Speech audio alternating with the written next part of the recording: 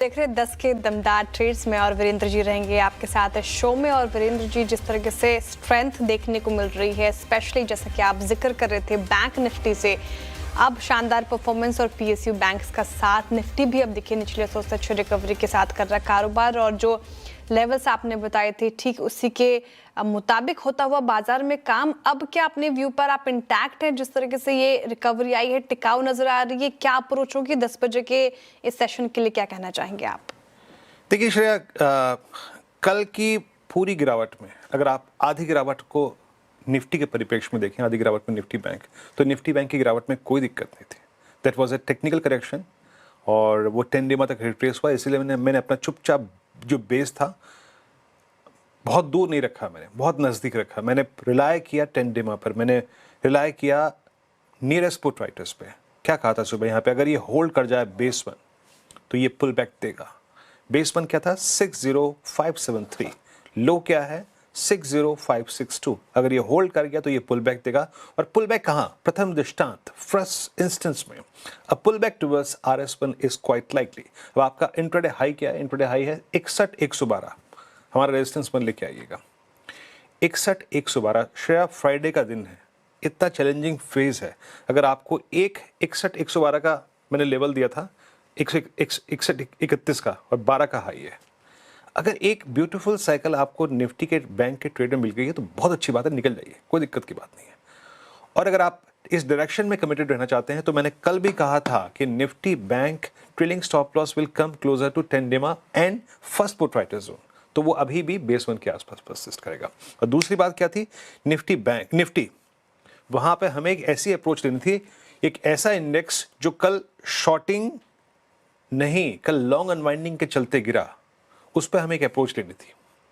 तो मैंने एक अप्रोच ये ली कि nearest put writers and that 371, अगर ये हम होल्ड कर गए तो हम एक पुल बैक, शायद 3 बार टेस्ट किया हमने सुबह से इस लेवल को, और अगर हम इसे होल्ड कर गए तो एक reversal towards RS1 is possible है। Play that. और RS1 क्या था? लेके आइए स्क्रीन पे, इट आई थिंक 25554, 25,554 था वो RS1, ये देखिए।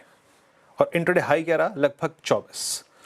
तो अभी तक श्रेया मैं ये कहूंगा, अगर आप इंडेक्स के ट्रेडर के तौर पे अगर आप फर्स्ट सेशन को इतनी ब्यूटीफुली खेल चुके हैं लेवल टू लेवल, तो इंडेक्स को ट्रेड मत कीजिए। क्या खामखा क्यों इंडल्ज होना?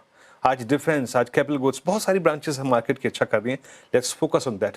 क्लोजिंग में फोकस करेंगे उसके बाद क्या करना है। लेकिन एक बहुत ही ब्यूटीफुल ट्रेड श्रेया दोनों ही इंडिसेस पे, निफ्टी बैंक पे आया और आके निकल गया। श्रेया, बिल्कुल, क्लोजिंग की तरफ फिर से फ्रेश व्यू लेंगे, मार्केट मिड सेशन में कैसे बिहेव करता है उसके बाद। लेकिन अब शो में क्या क्या होगा, तो 10 के दमदार ट्रेड में आशीष बहिती जी और राजेश सातपथे जी हमारे साथ पिछले शो से बने हुए हैं। कोटक सिक्योरिटीज के अमोल अठावले जी और wavestrategy.com के आशीष कयाल जी भी अपने टॉप ट्रेड्स बताएंगे। मार्केट आउटलुक पर एमके इन्वेस्टमेंट के CIO मनीष संथोलिया से खास बात होगी। साथ ही मार्केट टेक्निकल्स पर बात करने के लिए JM फाइनेंशियल के MD आशीष चतुर्मोता भी जुड़ेंगे हमारे साथ।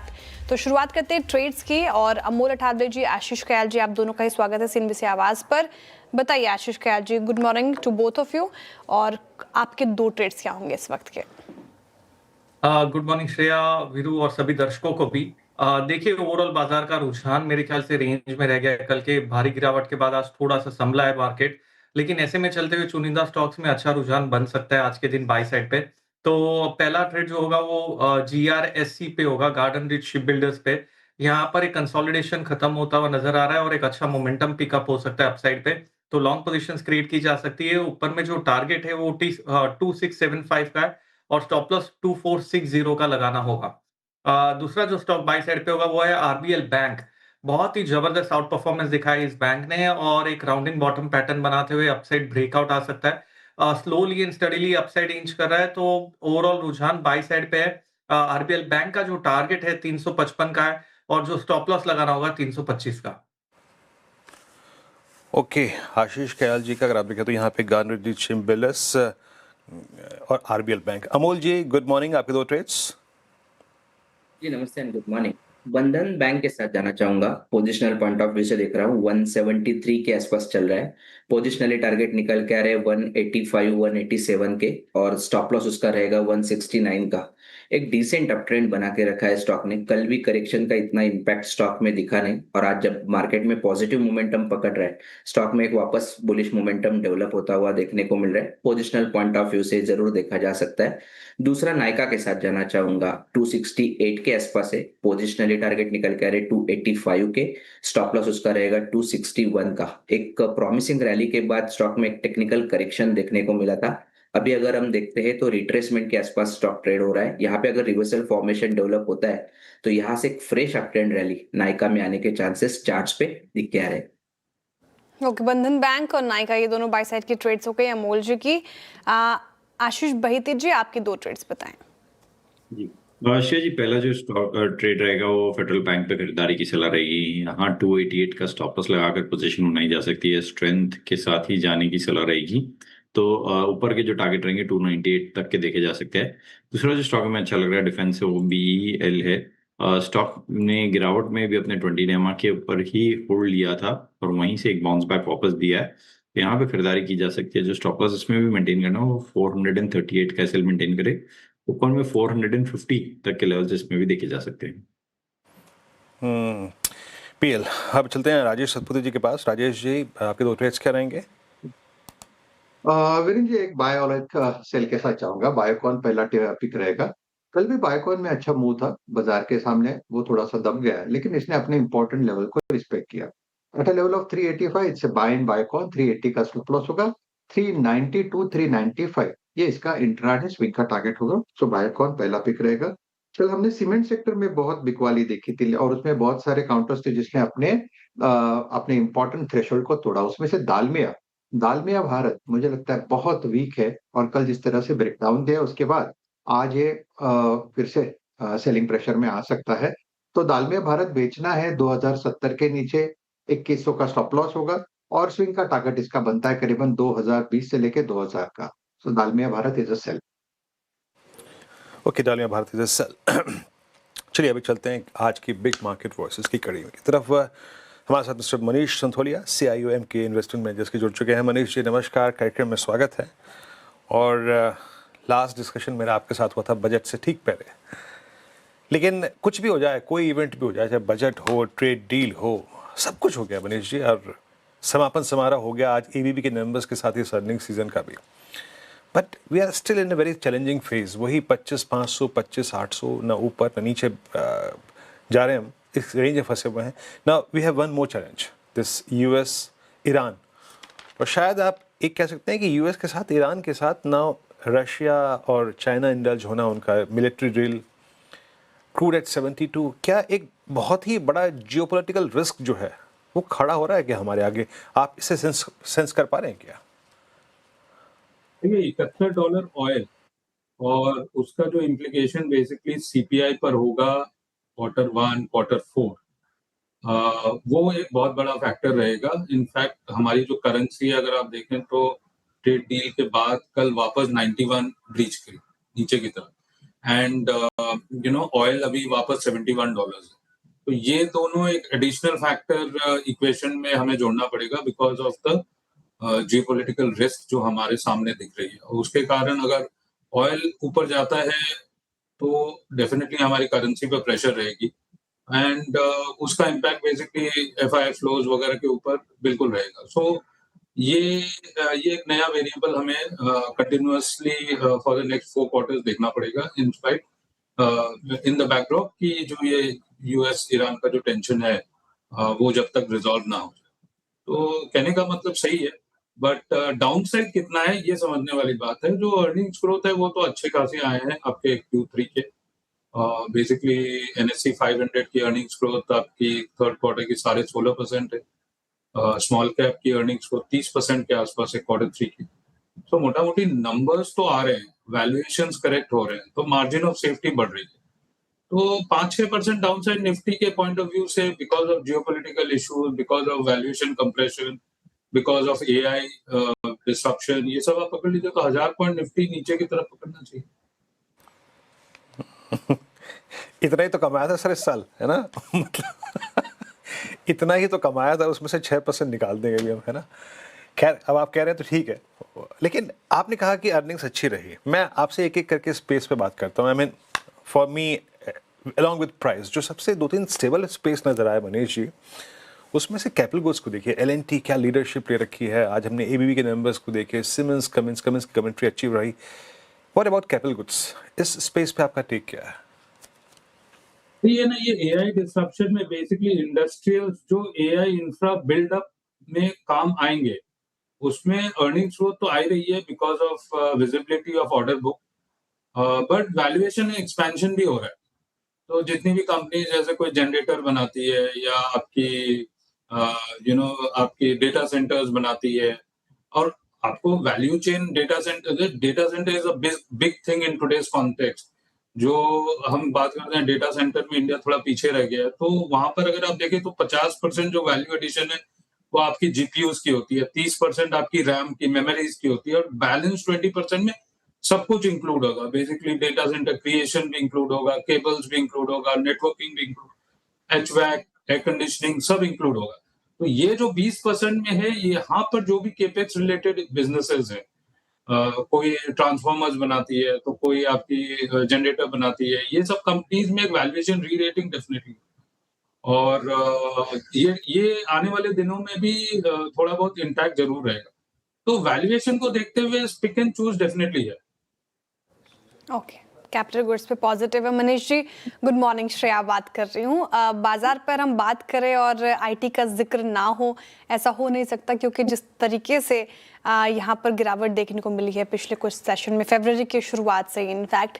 लेकिन जो मार्केट है मनीष जी, वो काफ़ी डिवाइडेड है। एक बड़ा तबका ये मान के चलता है कि आईटी स्पेस की जो प्रॉब्लम है नियर टर्म है और आगे चलकर सब ठीक हो जाएगा, लेकिन एक बड़ा तबका ये भी मानता है कि नहीं, अभी एआई के बाद आईटी में बहुत ही डिस्ट्रप्शन होने वाला है और अभी वेट करना चाहिए स्पेस को लेकर। आप कहाँ स्टैंड करते हैं और आपका क्या व्यू है आईटी को लेकर? देखिए, इंडियन आईटी सर्विसेज कंपनीज की जो रेवेन्यू मॉडल है वो एकदम ऑफ द क्लिफ नहीं गिर सकती है, ग्रेजुअल डिक्लाइन होगी, और एआई जो डिस्रप्शन है उसमें टाइम एंड मटेरियल जो बिजनेस मॉडल है वो थोड़ा डिफंक्ट हो जाएगा। तो समझने वाली बात यह है कि एआई के यूसेज से इंडियन आईटी कंपनीज की रेवेन्यू ग्रोथ कितनी होगी और मार्जिन्स क्या रहेंगे, और इन दोनों का इम्पैक्ट प्रॉफिट आफ्टर टैक्स पर क्या रहेगा। तो लॉन्ग टर्म में तो मुझे अच्छी खासी बिलीफ है कि इंडियन आईटी कंपनीज अडेप्ट कर लेगी एप्लीकेशन लेयर को एआई की। शॉर्ट टर्म में आप क्या करेंगे, तो कहने का यही मतलब है आपको मार्जिन ऑफ सेफ्टी सब खोजनी पड़ेगी। तो मार्जिन ऑफ सेफ्टी कैसे बिल्डअप किया जाए कि 5-6% अर्निंग्स ग्रोथ आने की थी इंडियन आईटी सर्विसेज कंपनीज की, आप उसको जीरो कर लो कि बिकॉज ऑफ एआई डिसरप्शन इस साल FY27 और FY26 बहुत बड़ी आशा बनी थी कि FY27 में आईटी सर्विसेज कंपनीज की रेवेन्यू ग्रोथ अच्छी होगी, but because of AI disruption, Anthropic, open AI, ये रेवेन्यू मॉडल अब डिसीजन मेकिंग में डिले क्रिएट कर रहा है। तो रेवेन्यू बहुत ज्यादा ग्रोथ नहीं आएगी, मार्जिन में इंपैक्ट होगी, क्योंकि जो भी एफिशिएंसी गेन्स आपकी एआई की है वो क्लाइंट अपने लिए रखेगा। मार्जिन पास थ्रू तो इंडियन आईटी सर्विसेज कंपनीज को नहीं मिलने वाले। तो अगर आप जीरो ग्रोथ बिल्डिंग कर लें तो क्या वैल्यूएशन होना चाहिए? अगर 6.5-7% की 10 ईयर जीसे यील्ड है, वो जीरो ग्रोथ एसेट क्लास है, तो 15-16 के पी में बेसिकली आपकी रॉक बॉटम प्राइसेस हो जानी चाहिए इंडियन आईटी सर्विसेज की, ऐसा मेरा मानना है। पर लॉन्ग टर्म में मेरा यही समझ है कि इंडियन आईटी सर्विसेज कंपनी जो पिछले डिसरप्शंस में भी अडेप्ट कर ली थी, अभी भी अडेप्ट कर लेगी, पर it is a question of short term versus long term, valuation standing और वैल्यूएशन डी रेटिंग। आज के माहौल में मुझे ऐसा लगता है कि वैल्यूएशन डी रेटिंग कंटिन्यू होता चला जाएगा, क्योंकि कोई भी बाइंग इम्पेटस दिख नहीं रहा है, जो कि ऐसा तो लग रहा है कि 50 के पी के स्टॉक अब 20 के पी के नीचे है, तो कहीं तो फ्लोर होगा। वो फ्लोर को अगर आप क्वांटिफिकली बिल्डअप करें तो 15-16 के पी में सब कुछ बॉटम आउट हो जाना चाहिए। डी ग्रोथ तो नहीं दिखता है, जीरो ग्रोथ में 15-16 के पी जस्टिफाइड। ओके, ठीक है। तो ये आईटी पे व्यू हो गया मनीष जी आपका। हमने कैपिटल गुड्स स्पेस पे बात की, लेकिन पीएसयू बैंक्स जिस तरीके से स्ट्रेंथ दिखा रहे हैं मनीष जी, तो बैंकिंग पर आपका क्या व्यू बन रहा है? और अगर मैं आपसे पूछूं private bank versus PSU banks, तो कहाँ पे पलड़ा भारी नजर आ रहा है आपको और आपका झुकाव किस तरफ? दोनों जगह थोड़ा इक्वली वेटेज रहना चाहिए। पीएसयू बैंक्स में डीप वैल्यू है, इनफैक्ट थर्ड क्वार्टर के नंबर्स वगैरह भी अच्छे खासे ही थे, और valuation public sector private sector bank से सस्ते हैं। तो डेफिनेटली यहाँ पर large private sector banks, large public sector banks है, इवन सम नीश पीएसयू बैंक में बिल्कुल बने रहना चाहिए और लेना भी चाहिए। और जो प्राइवेट सेक्टर बैंक्स है उसमें तो सब गिने चुने नाम है, बेसिकली 4 या 5 आप टॉप प्राइवेट सेक्टर बैंक्स में जहां भी वैल्यूएशन कंफर्ट है, ICICI bank, HDFC bank, Kotak, ये पैकिंग ऑर्डर में एलोकेशन तो है basically both private sector and PSU. Financial services space थोड़ा सा ओवरवेट स्टांस है पोर्टफोलियो में। ओके, अब आते हैं एक दो पॉकेट्स और पे मनीष जी, जो शायद रिसेंटली ड्रॉप हुई थी, लेकिन नंबर्स में और उनकी कैपेसिटी एडिशन में कोई, अगर आप देखें, अंतर नहीं आया। और मैं इस लिहाज से सबसे ऊपर रखूंगा हॉस्पिटल स्टॉक्स, हेल्थ केयर में हॉस्पिटल स्टॉक्स। आप चाहे मैक्स को देख लीजिए, फोर्टिस को देख लीजिए, अपोलो को देख लीजिए। इस स्पेस पे आपका टेक, या फिर आप इसमें थोड़ा सा डायग्नोस्टिक को भी शामिल करना चाहेंगे?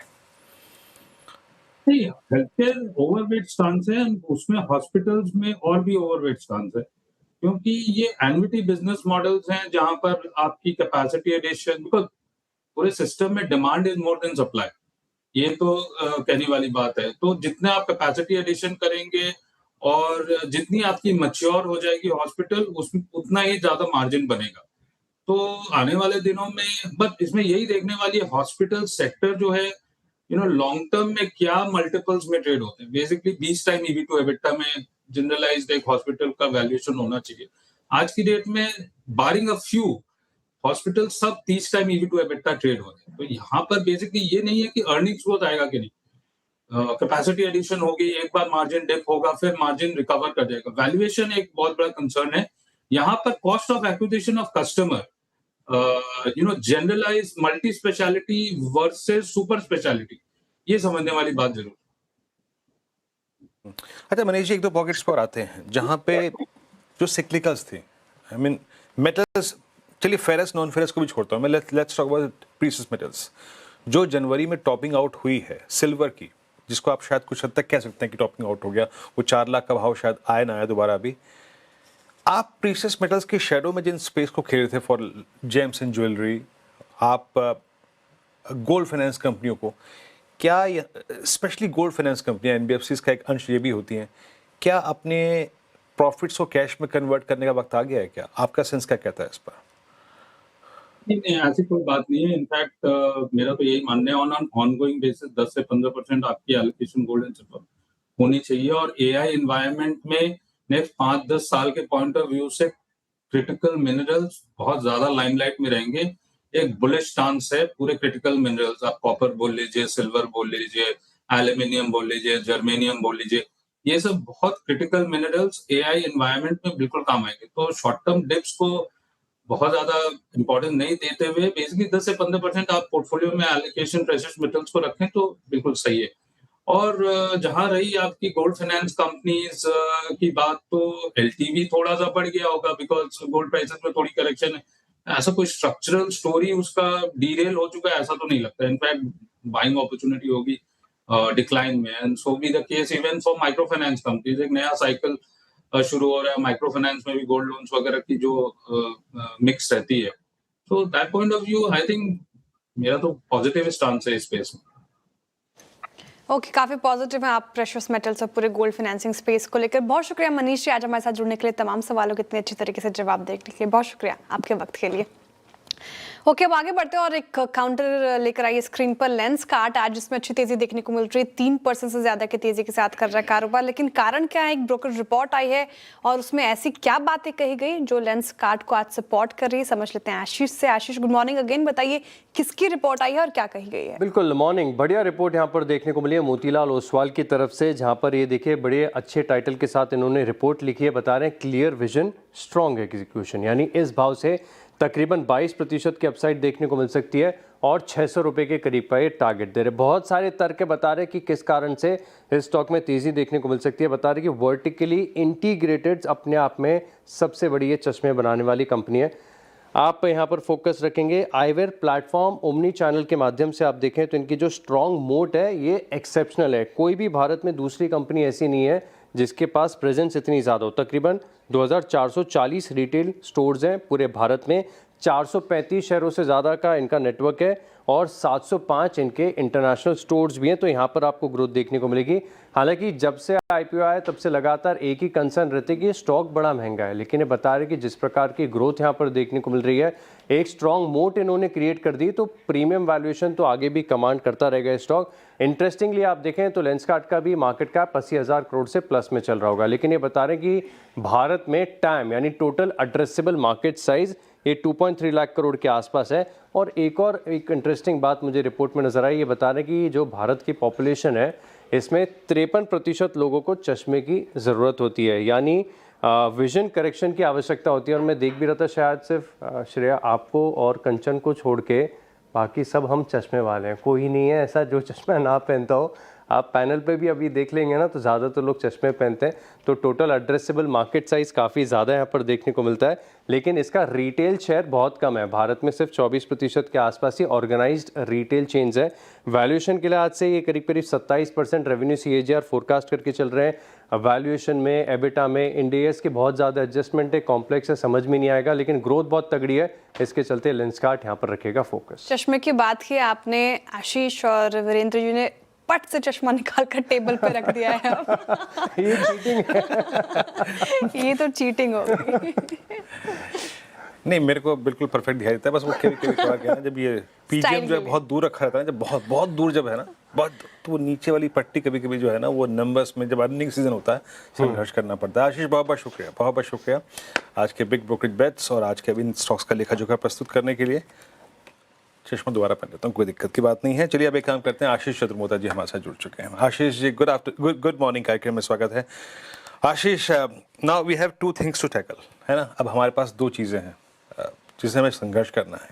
कोलैप्स होता हुआ निफ्टी आईटी, और अभी कुछ देर पहले मनीष जी ने बखूबी इस बात को रखा कि रुपया एट 91 एंड क्रूड एट 72, आपका फिर जो इन्फ्लेशनरी ट्रेजेक्ट्री है वो थोड़ा सा स्ट्रांग हो जाएगी, जो कि नंबर्स पे इम्पैक्ट डालेगी। आपका टेक क्या है? क्या ये इस वक्त एज ऑफ नाउ हमारे एक 2-धारी तलवार है? क्या मार्केट्स इसका प्रेशर फील करेंगे आने वाले कुछ सेशंस में? Good morning Virendra. तो बिल्कुल देखिए, ये जो 2 अनसर्टेनिटी बनी और खासतौर पर ईरान और जो यूएस के जो इश्यूज है, जिसके चलते क्रूड में बहुत ही बड़ा एस्केलेशन हमें देखने को नजर आ रहा है। और क्रूड, जबकि हम बात ये चल रही थी कि वेनेजुएला की वजह से आगे जाके इवेंचुअली एक सप्लाई आएगी और क्रूड के प्राइस स्ट्रक्चरली नीचे की तरफ जाएंगे, but because of this recent development मुझे लगता है ये एक स्पाइक आया, और ये शॉर्ट टर्म जो स्पाइक है मे बी अभी मुझे लगता है थोड़े दिन बरकरार रहेगा, और जिसके चलते एक शॉर्ट टर्म प्रेशर डेफिनेटली बाजार को इसकी वजह से देखना पड़ेगा। हालांकि लॉन्ग टर्म में हमें लगता है कि क्रूड के अंदर में जो लॉन्ग टर्म में बड़े जो ट्रेंड है वो पॉजिटिव नहीं है, तो मे बी मार्केट शायद इस चीज को नोट करेगा, और जिसके चलते शॉर्टर टर्म डेफिनेटली एक इम्पैक्ट आएगा, but medium to long term में हमें नहीं लगता कि क्रूड का बहुत बड़ा इम्पैक्ट देखने को नजर आए, क्योंकि सप्लाई ओवरऑल ग्लोबली आप बढ़ते हुए देखेंगे, और जिसके चलते हमें लगता है कि एक मीडियम टर्म लॉन्ग टर्म इससे शायद इम्पैक्ट कम देखने को मिले।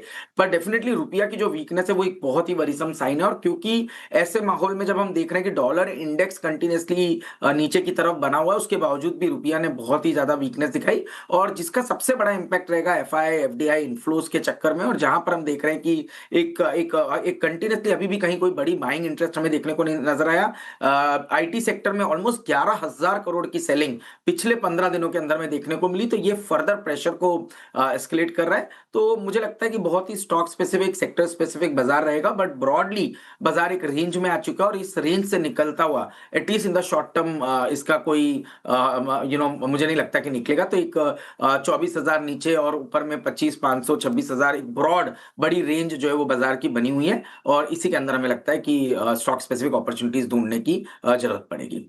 रेंज में रहेगा बाजार, कोई बड़ा ट्रिगर नहीं है जो इस रेंज को ब्रीच करे। Ashish ji, good morning. Stock specific और सेक्टर स्पेसिफिक चर्चा की आपने, तो स्टॉक स्पेसिफिक बताएं, फिर ऐसे मार्केट में कौन सा स्टॉक आपको अच्छा लग रहा है जहां पर बेट लग सकती है?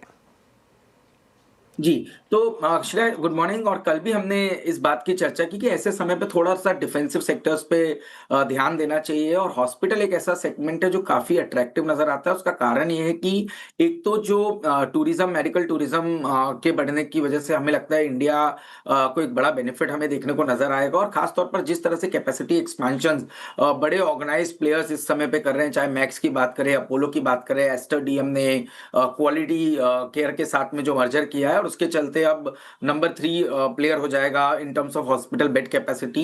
मोटा-मोटी 10,000 प्लस बेड्स इनके ऑपरेशनल हो जाएंगे 9 स्टेट्स। तो ये सब हमें लगता है कि इनकी जो अर्निंग ग्रोथ ट्रेजेक्ट्री है वो बहुत ही क्लियर नजर आती है आने वाले 3 से 5 सालों में। तो ये पूरा जो हेल्थ केयर का सेगमेंट है वो काफी प्रॉमिसिंग नजर आता है। दूसरा स्पेस जो हमें काफी इंटरेस्टिंग लगता है श्रेया, वो है सीडीएमओ की अपॉर्चुनिटी, क्योंकि चाइना +1 अब एक रियलिटी है, और हम देखते हैं कि जिस तरह से हमारे यहाँ के जो सीडीएमओ कैपेबिलिटीज डेवलप हो रही है, चाहे वो डिवीज लैब की बात करूं, लॉरस की बात करूं, नवीन फ्लोरिन या साई लाइफ जैसी कंपनीज की बात करें, तो इनके अंदर जो कैपेबिलिटीज है सीडीएमओ की साइड पे वो बहुत ही बढ़िया बन रही है। और जैसे नवीन के अभी एक कॉन कॉल में हमने बात जो समझी कि इनका जो सीडीएमओ का बिजनेस है वो आने वाले 4 सालों में डबल हो सकता है। तो क्लियरली यही ट्रेजेक्ट्री आप देखेंगे लॉरस के साथ है, साई लाइफ के साथ है, डिवीज लैब के साथ है, और जिसके चलते हमें लगता है कि ये बहुत हाई ग्रोथ सेगमेंट रहेगा। तो यहाँ पर कोई भी करेक्शन एक बेहतरीन अपॉर्चुनिटी रहेगी लॉन्ग पोजीशंस बनाने के लिए, और इनको प्रॉक्सी प्ले करने के लिए हमें लगता है GLP-1 की अपॉर्चुनिटी बहुत बढ़िया बन रही है। और वहां पर पे शैली लाइफ जैसी कंपनीज जो कि ग्लोबली आप देखेंगे 5 से 6 लोग ऐसे होंगे जो पेन्स बना रहे हैं, और वहां पर पे शैली इंजीनियरिंग एक बढ़िया कंपनी साबित होती हुई नजर आ सकती है। तो ऐसी जो कंपनीज है इनके जो करेक्शन है वो मुझे लगता है एक अट्रैक्टिव अपॉर्चुनिटी क्रिएट करेंगे। जी।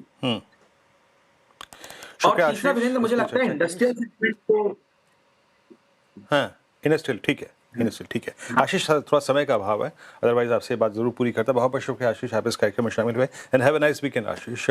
मीनवाइल देखिए हमने एक ट्रेजेक्ट्री को खेला आज सुबह सुबह, दैट वाज 371, एक रिवर्सल की बात हुई थी।